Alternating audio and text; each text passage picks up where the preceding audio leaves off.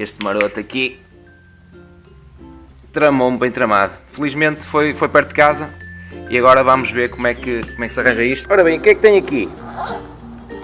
O kit vem com isto, ou seja, para encher os pneus, o adaptadorzinho, que é um mini X-Ato, para cortar depois ali o resto do pneu, 3 garrafinhas de CO2, esta para abrir ali o buraco e para o limpar, tem esta aqui que é o que vai meter ali esta ceninha aqui, que é isto que vai calafetar ali assim o furo, tem as instruções, como é que se deve fazer e tal, e aqui tem um bocado de cola, que é também para ajudar ali a colar esta solução.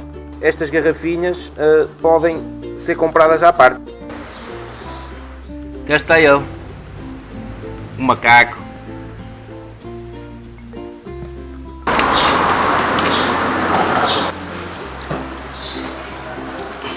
O buraco está preparado.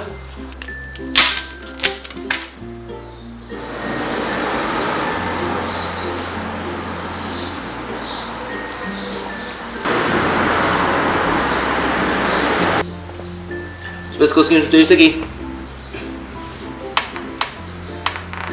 Acho que já ficou mais ou menos. E agora vamos tentar tirar isto.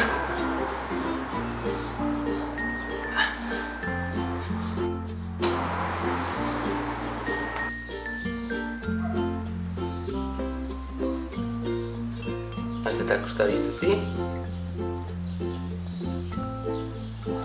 E inflar aqui o pneu, usando aqui o CO2 líquido.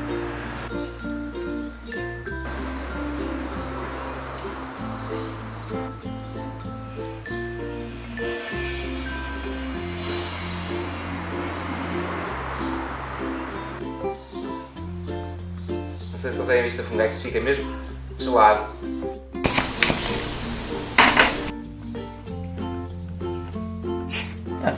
A 0,94.